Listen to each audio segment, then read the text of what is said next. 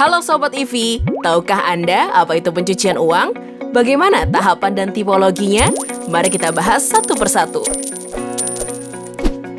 Definisi umum dari pencucian uang adalah proses di mana para pelakunya berupaya untuk menyamarkan atau menyembunyikan asal-usul uang atau harta kekayaan yang berasal dari hasil tindak pidana atau sumber ilegal menjadi tampak seolah-olah berasal dari aktivitas yang sah.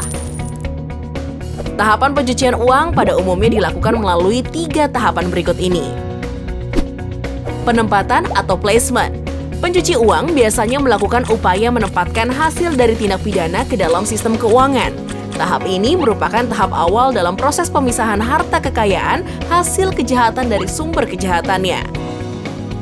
Pemisahan atau layering merupakan upaya memisahkan hasil tindak pidana dari sumbernya melalui beberapa tahap transaksi keuangan.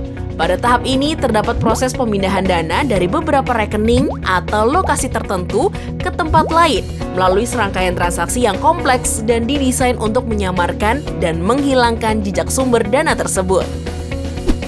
Penggabungan atau integration merupakan upaya menggunakan atau memasukkan harta kekayaan hasil tindak pidana yang telah ditempatkan dan atau dilakukan pelapisan kembali ke dalam kegiatan ekonomi yang legal, bisa dalam bentuk pembelian aset atau mendirikan usaha. Dengan demikian, pelaku tindak pidana dapat dengan leluasa menggunakan harta kekayaan hasil kejahatannya tanpa menimbulkan kecurigaan dari penegak hukum. Tipologi pencucian uang merujuk pada berbagai variasi teknik dan metode yang digunakan untuk melakukan pencucian uang. Berikut adalah beberapa tipologi pencucian uang.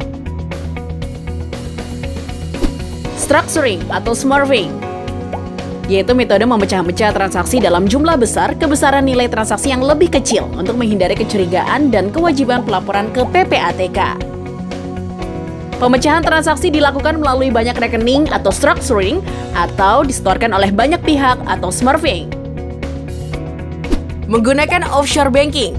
Offshore banking secara sederhana adalah penggunaan jasa perbankan di yurisdiksi asing di luar negara tempat seseorang berdomisili. Offshore banking sering digunakan oleh pelaku pencucian uang untuk menyembunyikan hasil kejahatan, antara lain karena kemudahan membuka rekening bagi warga negara asing serta penerapan kerahasiaan nasabah yang ketat. Penggunaan perusahaan cangkang atau shell companies.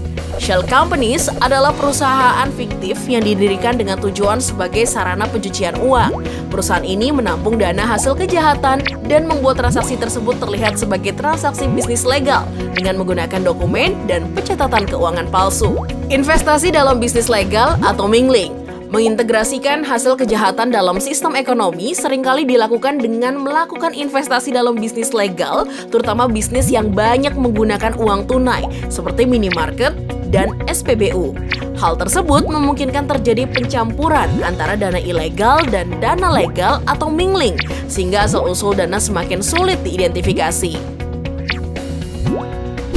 Pencucian uang mengakibatkan tingginya angka kriminalitas dan juga dampak negatif terhadap integritas sistem keuangan negara.